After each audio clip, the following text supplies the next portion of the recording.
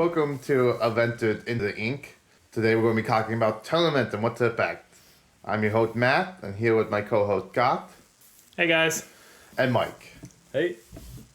So, we're going to go over a few topics today. We're going to talk about what to expect the tournament, some advice, tournament etiquette, what to bring to the tournament, and then any other advice and stories we can think of. First things first, we'll start with what to expect on a tournament. There's a lot of tournaments and stuff coming out. Big challenge events, and those are gonna have like over 500 people. We don't know the total max right now that they haven't released the new one. Yeah, I think they keep increasing. Yeah, it's at least over 1,000 for the one in Atlanta. Yeah, and maybe there are talks of up to 2,000. Last I thought it was almost up to 2,000. Yeah. And then also next week it's gonna be I'll get started the week out by the time it published. The Into the Ink Grand Championship set, and there's gonna be a bunch. Hopefully, every set is going to have those championship sets now. Mm-hmm. So, I'll open it up to you two. What do you, when you guys go to the tournament, what do you expect to the counter? The first thing I notice when I walk into a TCG tournament is the organization of the store. Like, are they really prepared for this tournament, or did they just throw this together? I've seen both. I've seen tournaments at stores where they've been doing tournaments regularly, monthly, and throwing a big tournament together is no small feat. They're like, oh, we just increase this a little bit, do this, no big deal. I've also seen other tournaments and held at stores where you walk in and the people working have no idea what they're doing. Mm-hmm. Like, I didn't know.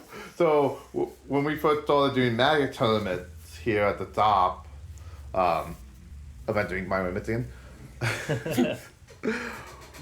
like, we had a Magic expert, or I guess expert, the title we'll give him. He ran the Magic event, and then the week he couldn't make it, and then it would suddenly be my job, and I'm like, how? Okay. So, like, first year was a little nervous, but after running them a few times, like, okay, it's all very smooth sailing. Mm-hmm.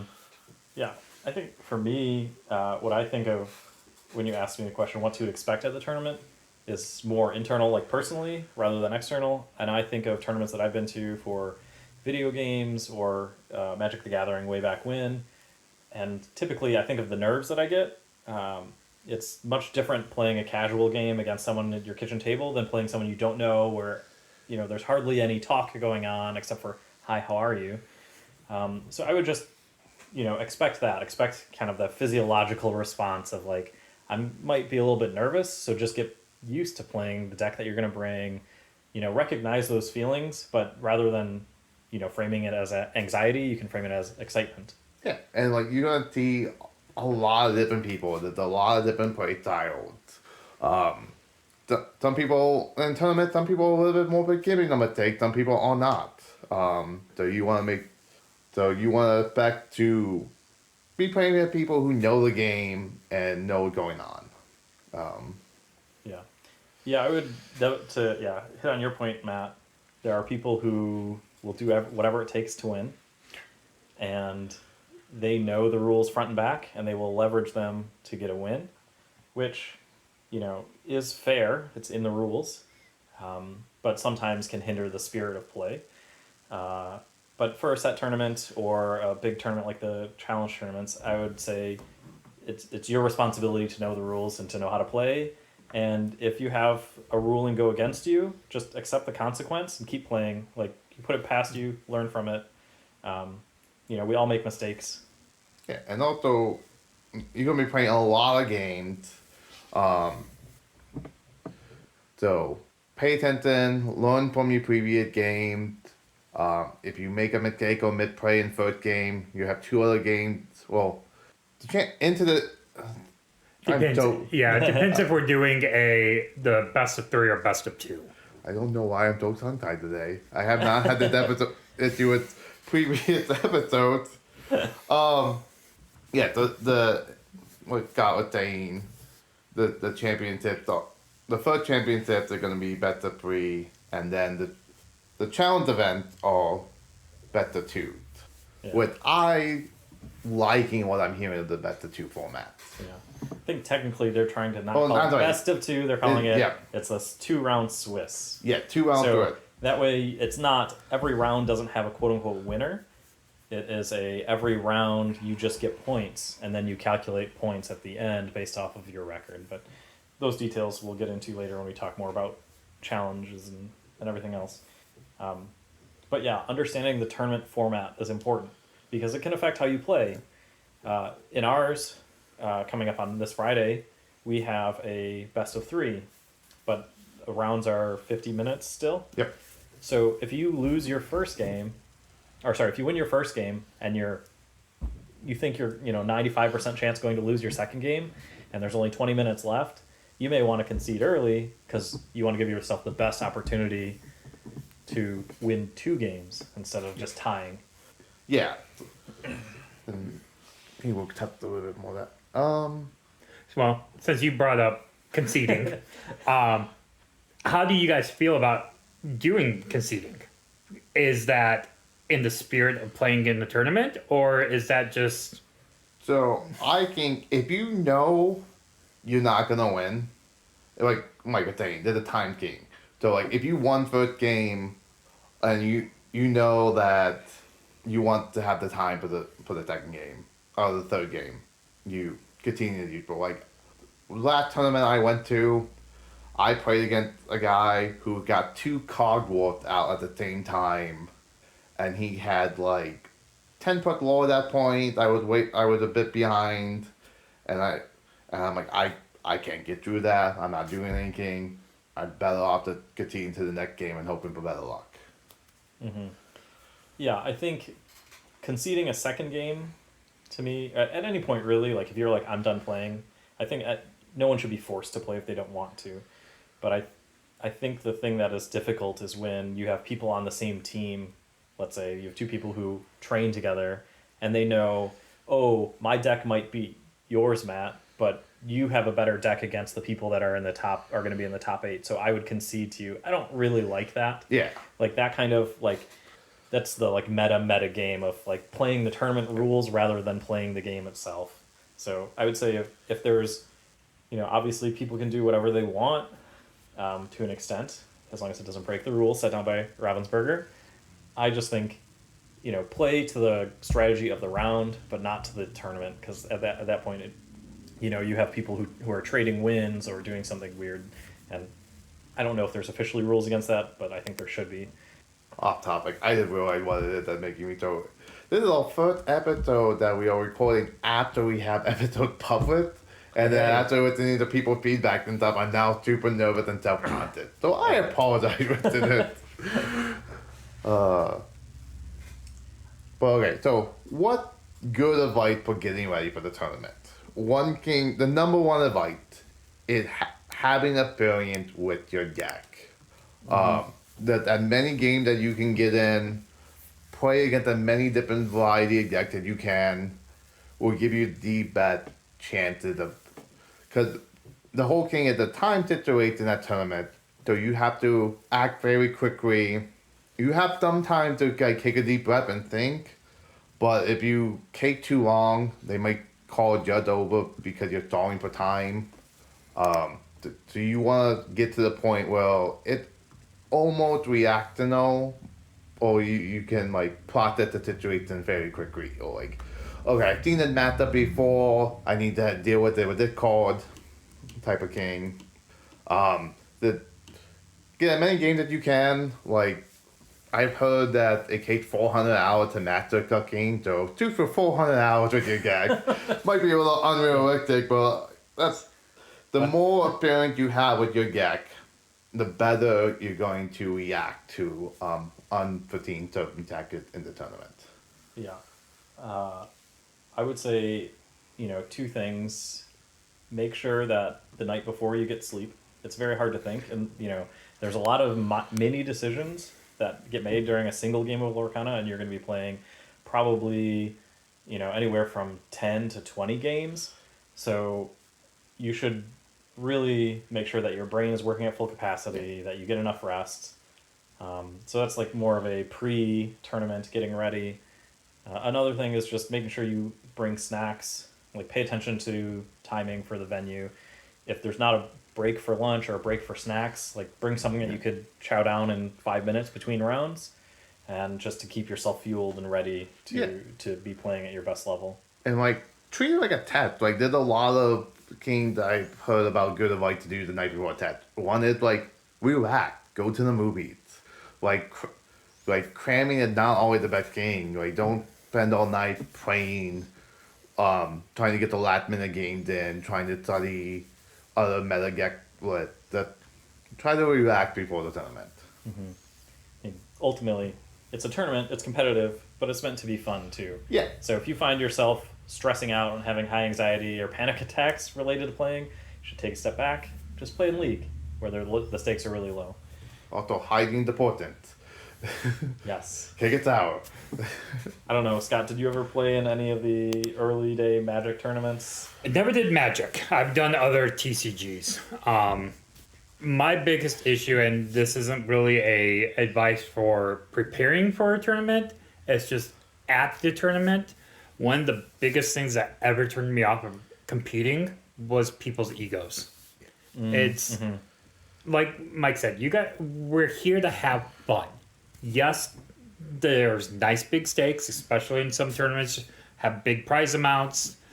People get overinflated egos, and it ruins the experience for everyone else. Yeah, so that's a gaming culture that was really prevalent in the 90s and the early 2000s that lately have been moving away from. You see a lot with it really nice, but like a lot of those people, like people that don't want to play with them, and a lot of times like eventually they realize it and they go elsewhere, or they go now because of online. A lot of those people mostly that play stuff online.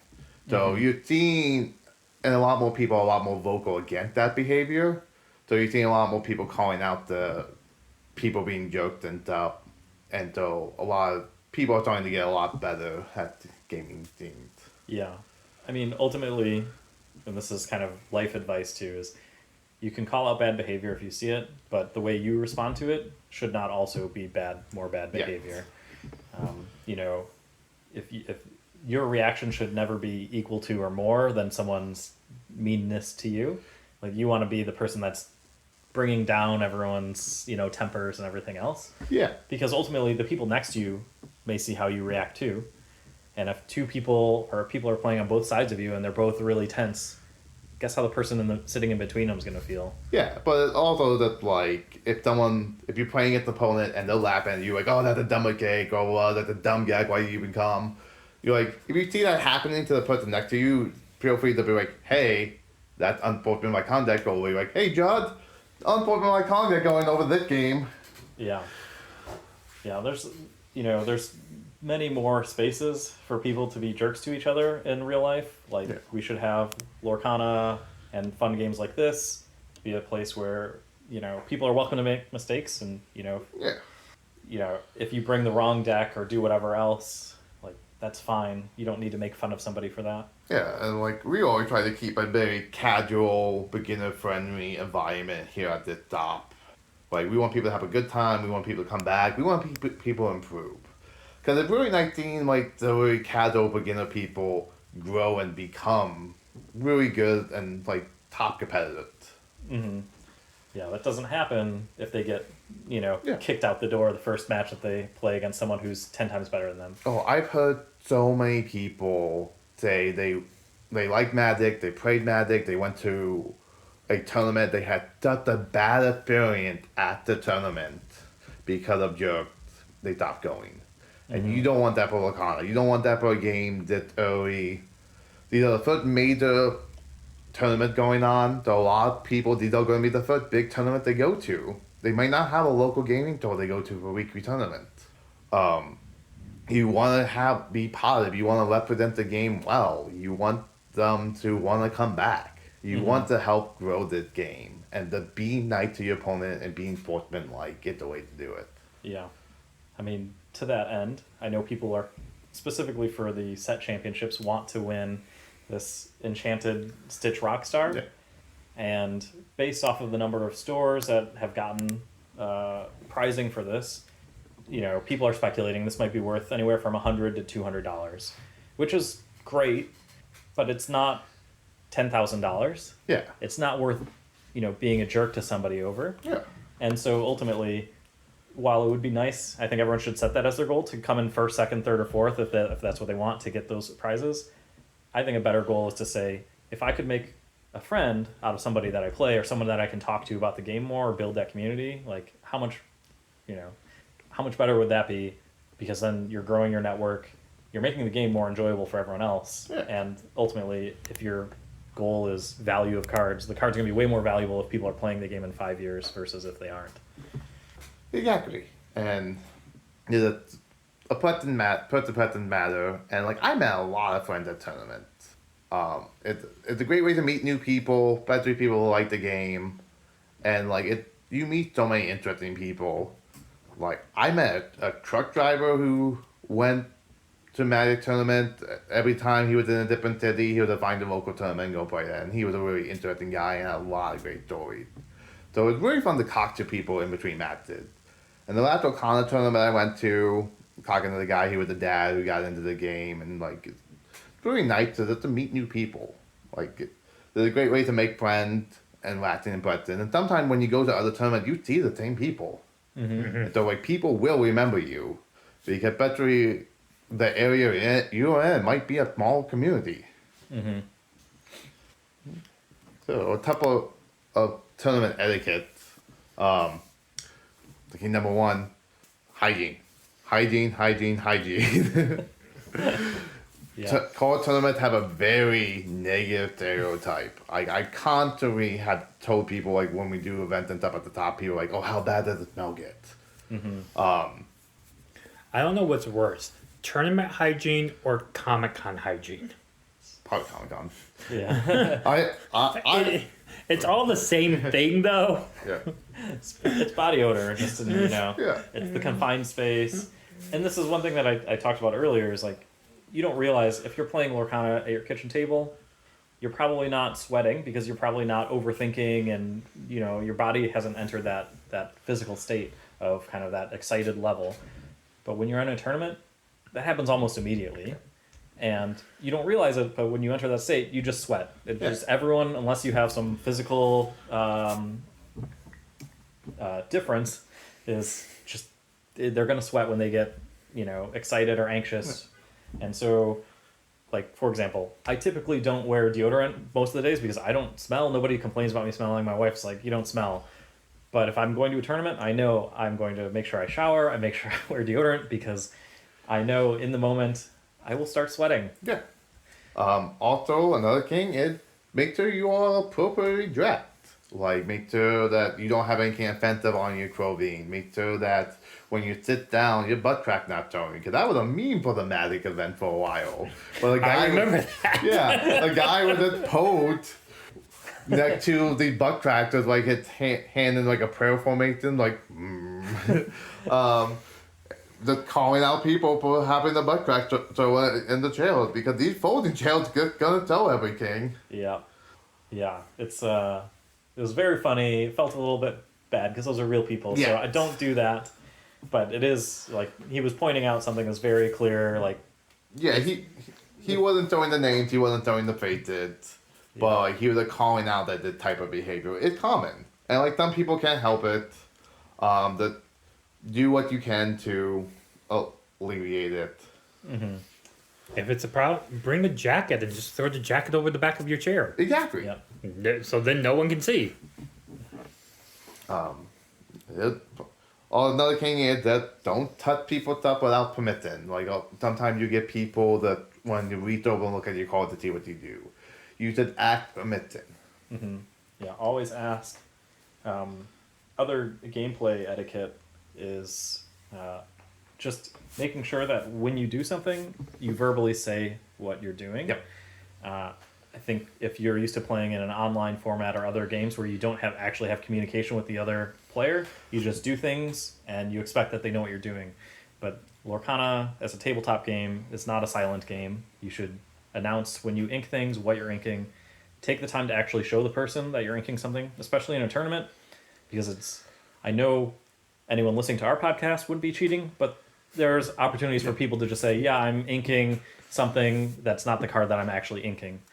And another thing is that the pay if an opponent acts the question, answer the question, help them understand what's happening, that to make things fairer and funner, and yeah, be nice. Yeah. Always be nice. And please don't use there's one phrase I hate more than anything else when people are asking questions is just read the card. If they're asking you a question, it means they've read the card and they don't understand something. Yeah. Yeah. Well, for most people, if they're experienced in TCGs, reading the card is sufficient. But a lot of people, especially the Lorcana, this is their first trading card game or card game, and maybe they're not as aware of the interactions. The other thing, especially in tournament settings, the judges are there for a reason. You don't need to call the judge over for everything, but if there's ever a dispute, don't be afraid to call the judge, because ultimately you don't want to give out bad advice or something that could be potentially wrong, and just say, hey, I'm going to call the judge because I'm not sure either, or I want to make sure that we get this right. It's always better to play right and know that you played right than to play wrong and then realize afterwards and have someone be angry at you or feel bad because maybe you made a rules mistake or they did too. Yep. Also, just like if there's the rule of thumb is work it out with your opponent. If you cannot come to the same conclusion, then you call a judge over, and then the judge has final say. But again, be polite, have a discussion, don't let it turn into an argument. If you feel like it's starting to get to that point, call the judge over.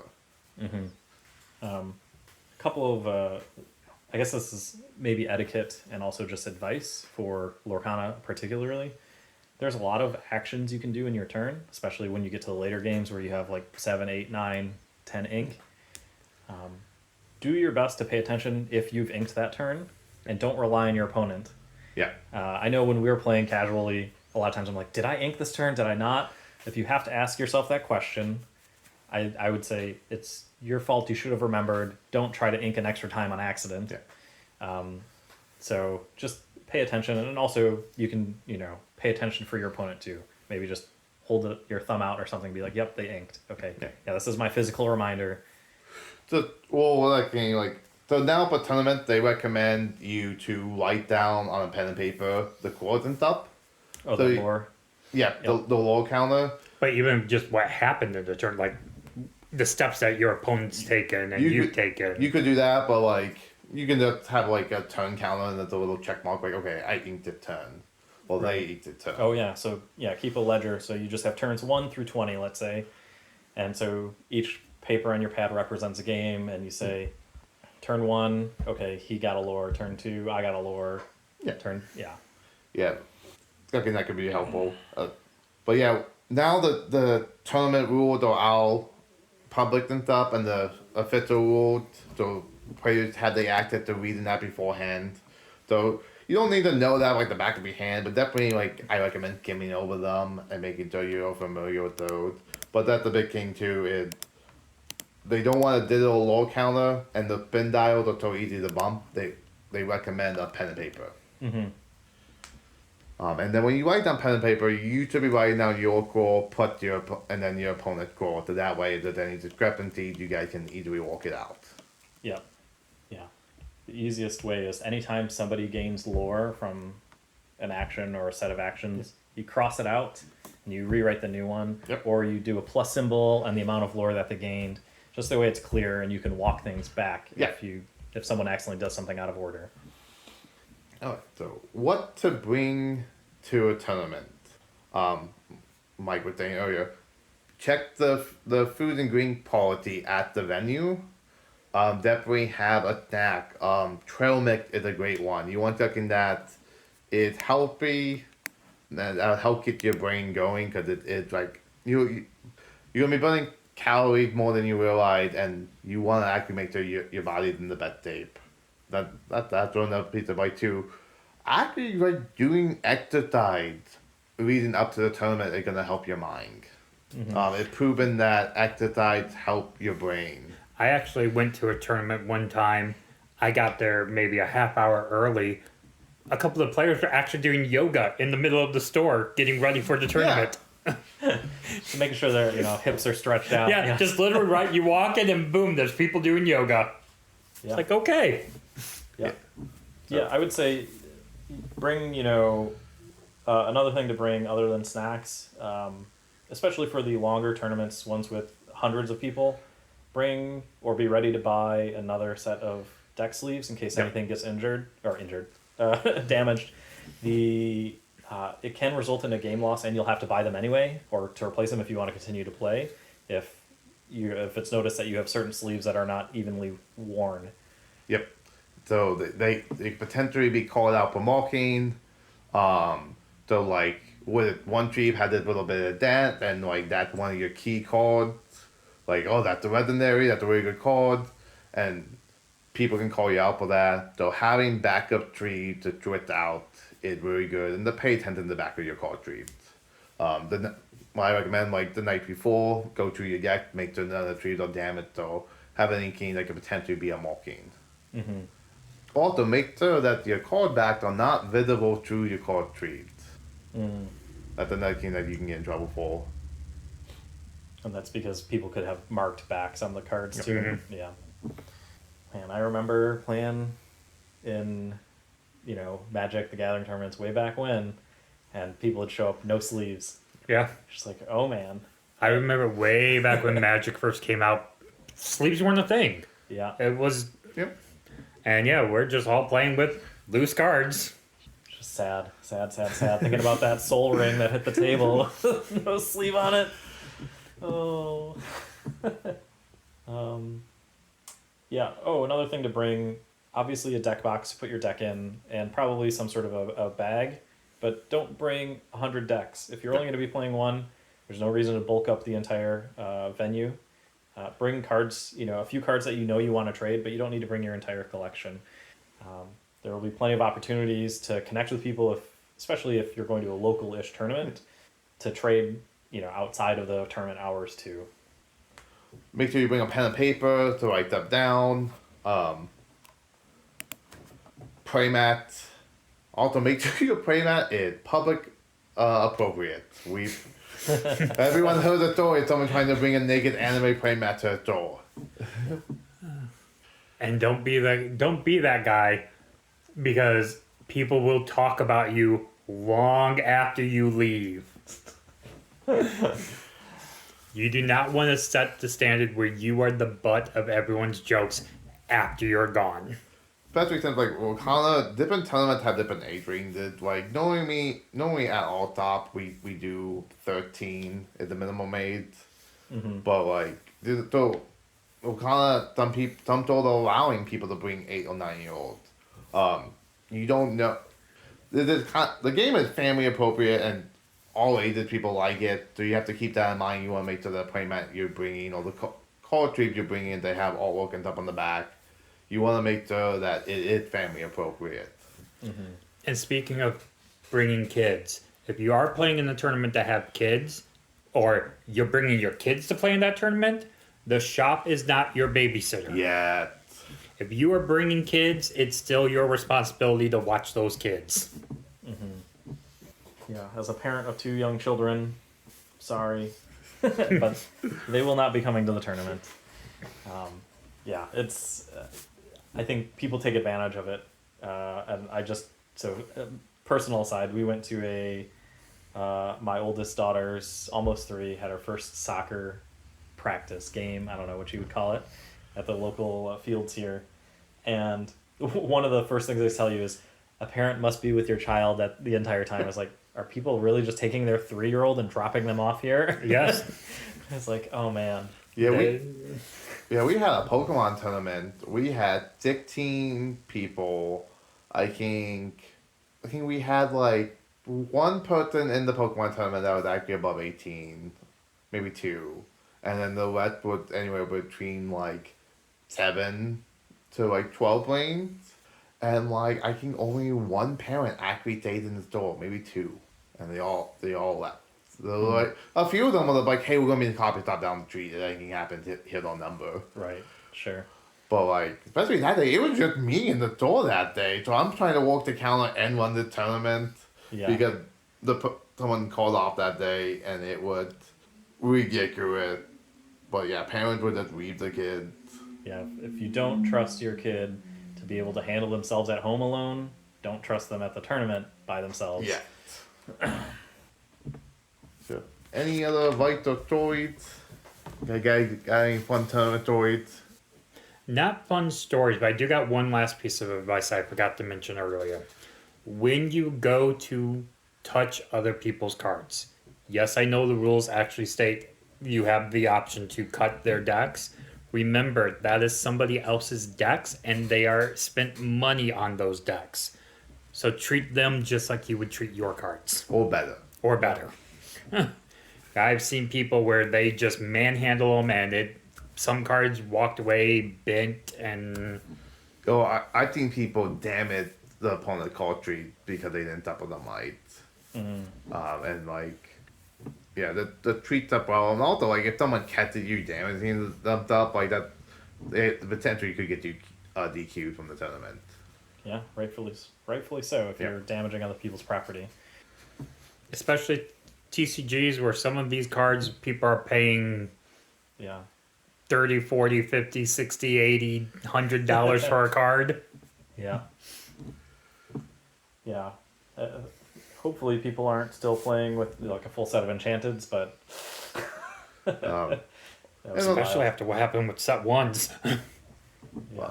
I have a fun story. I came down with a good part of it. So I went to a Magic pre-read. It was one of the Greek ones. Infernal? No, not Infernal. Theros, I think the right one. Mm-hmm. So I went to a pre-read to that at a local game store. It had to be like at least 10 years ago. But anyway, there was a girl there who was wearing the very kimpy top, and I was playing against her, and she's like, "Yeah, I wear this to just crack people because I tend to do better against Oh, guys." jeez. So like, that's a strategy I don't recommend. Yeah. Um, Yeah. Ultimately, I feel like you'll have people who do whatever they can to win, yeah. strange as it may be. But I would like to rest my laurels on being able to win by playing the game the way that it's intended and not by distracting people with my body parts. And then like, and also there's only so much that Joel can do because like legally, like, I don't get. You have the right to refuse customers, but like depending on if you actually say a reason, sometimes that can be used against them. So if the person is legally appropriate addressed, but what's actually appropriate addressed are two different things. Yeah. There was a big incident in Warhammer a year or two ago. I think it might have been last year. Where so in Italy, a player showed up to a tournament with a Nazi shirt, Oh, jeez. and due to Italy, I think it was Italy, due to the freedom of speech laws, the store could not kick him out, and a lot of players were really upset about that. But the store could not kick him out without opening them up to a lawsuit. Yeah. So like, don't be that guy. Like Warhammer straight up made a statement about it, and I think they might have changed some of the tournament ruling to try to give some of those stores a little bit better chances. Yeah. I mean, you don't. Yeah.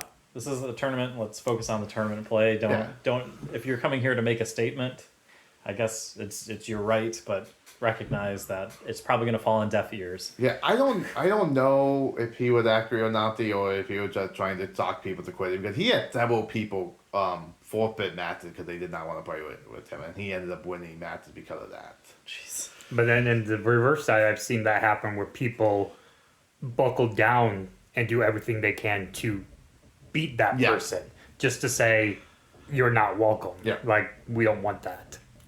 Yeah.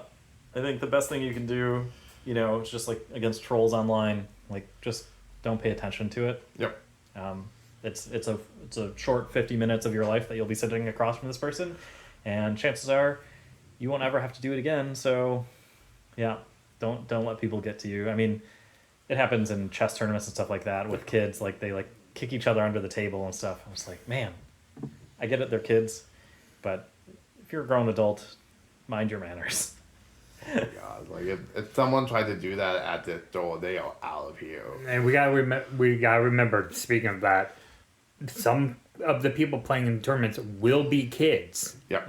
So you gotta remember they're not mature level could be different, but we still have to respect them as players. Yeah, so that Pokemon tournament I was talking about earlier, we had an incident where a little girl who probably was like 7 years old was making mid-plays because he's not super familiar with the game. Her opponent, who I think was only like a same age if not a little older, was calling her a cheater. And like that big, and she's like, I'm not cheating. Like, you're cheating. And she's like, I'm not. And she ended up like running out of the door crying. Which again, like, I'm like, what? Well, her parents, like, oh my god, like, What just happened? yeah, it's one of the things that like, yeah, sometimes when you're playing against kids, like, they're not gonna be as mature. So you just have to be the mature one, and it becomes an issue. Call the judge over, and the judge will deal with it. Yeah. Alright. Anything else to add before we move on to call of the week? I got nothing. Yeah, just relax, have fun. I mean, chances are, unless you're very unfortunate, this will not be your last tournament that you'll ever play in. So if you do poorly, treat it as a learning experience. If you do well, treat it as a time to learn how to be humble. Yeah, it just end of the day, it's just a game.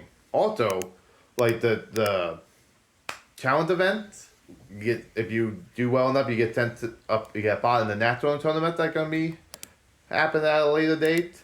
You have multiple chances to get into that natural tournament. Each of those challenge events give you a chance. There's multiple of those. Also, they're gonna have a Day zero. yeah, day zero at the natural. Also, like, you're gonna have another chance, and there's gonna be another tournament next year. Yep. Like, don't feel too much pressure. Yeah. There's gonna be another tournament, gonna be another event, gonna be another game. Don't worry about it. Yeah. There's a healthy amount of pressure you can feel. Make sure you find that happy medium. Yeah. Alright, so the call of the week is Hades Infernal Gamer. Scott, do you have it brought up? I do have it brought up. All right. This is a 7 non-inkable card. It is a sapphire. It has 3 strength and 6 willpower, 2 lore, and it has the ability of, is there a downside to this? When you play this character, you may put chosen opposing character into their player's inkwell face down. He is Dreamborn, Villain, and Deity are his traits. And a legendary too. So I'll be honest, when I go to play cards, I never look at their rarities. yeah. I don't care what the rarity is. If it's a card I need it. The main reason why I care about him being a legendary is because I've said in other casts, I love Sapphire, and so I have multiple Sapphire decks, and I don't like unsleeving and resleeving my cards. So I'm now almost to the point where I think I need 2 play sets of Hades. He's a good caller, and He's on the cheap end. You can get multiple ones of him. Yeah, what do you mean on the cheap end? $13. Yeah, he's only around. That is the right cheaper now. end, but still, that's That's the April. cheap end. Hey, I'm looking at cards right now where they're going for $50 a piece. Yeah. So yeah, that is true. Maybe I'll trade one of my beasts for 3 of 4 of him. yeah.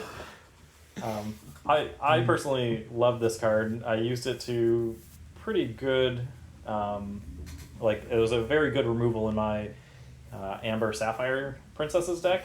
You know, princesses with a little bit of villains that I created for the first chapter, and it was just fun tying him with the yellow or the Amber Hades to get him back to redo his ability. As you play him down, you get a advantage. You just start questing, put pressure on them. If they remove it, then you use your other Hades to get him back.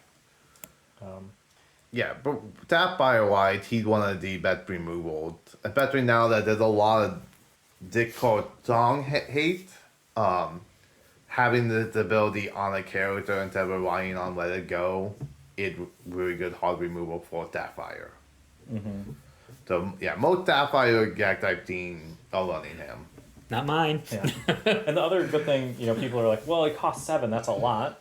Which it is, but that also makes his ability to put the character into the inkwell almost not as bad because typically when you get to the turn 7 or 8, going from 8 to 9 ink isn't a huge deal, except if they're playing, Maleficent Monstrous Dragon. So someone else just learned to speak too. Yeah. Like you did. But I just think it's funny that the ability is called "Is there a downside to this?" and it does make you have to weigh that question when you play him. And now what we're seeing a lot in the control deck that they rely more on creature removing each other than doing acting. Like I'm seeing Dragon Fire, I can get being played the least amount in this deck because Ruby have that high number of creature cards that can remove other creatures on play. So you're basically like, yeah, like you played this really good card. Like, oh, you played Beat Prevented that turn. Well, I can now play the Hades, and now that beat is gone. Yeah. Yeah. And the card, because its ability is on a creature, Ultra Retrieva doesn't top it. Bare Necessity doesn't top it. You don't have a way to, other than just discarding and hoping your opponent chooses to discard it. Mm-hmm. You don't have a way to get rid of it. Yeah. And it's 6 willpower is nothing to balk at either. Nope. It does get taken out by Maui, but even then, you've already gotten your, character removal out of it. And typically, you can get at least 1, maybe 2 quests out of it too. So, it's I think it's All-Star, probably one of the best Sapphire cards that's out there. Yeah, I definitely think right now to Sapphire get better removal, that it definitely Warp Happening and Warp Happening to play that up. Mm-hmm. You might not need a full play set in your current deck, but you're gonna get the value out of the card. Mm-hmm. And the flavor text, we didn't go over that, says he's got to have a weakness because everybody's got a weakness. And Scott, what do you think about Hades and its tie-in to Hercules and this card? This is probably one of the cards, the Dreamborn cards in any of the sets, where I feel this was so spot on to the characters from the movies. Mm-hmm. This literally takes Hades, who spends the entire movie of Hercules just scheming to get in charge, scheming his way to the top, scheming revenge for his perceived misdeeds against him.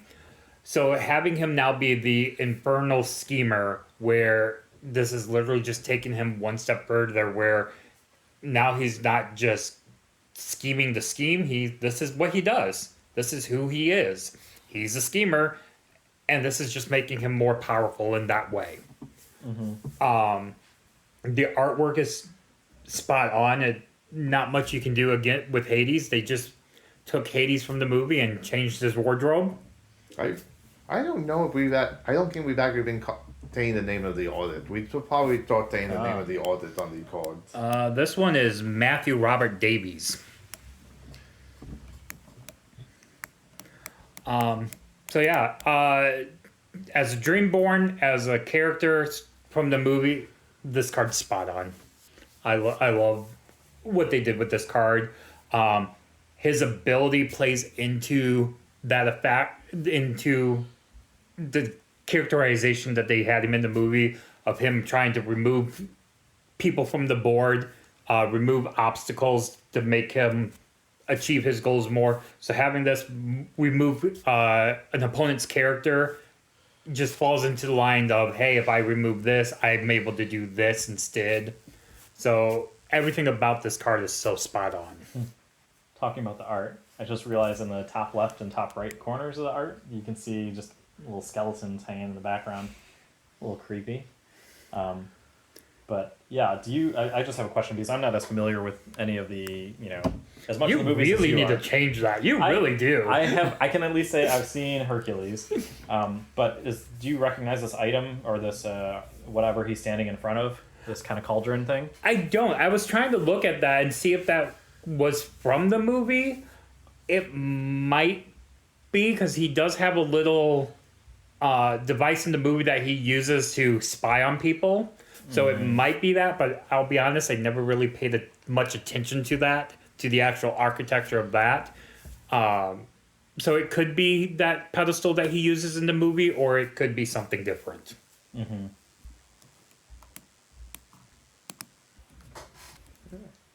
So I think that wrapped up this week.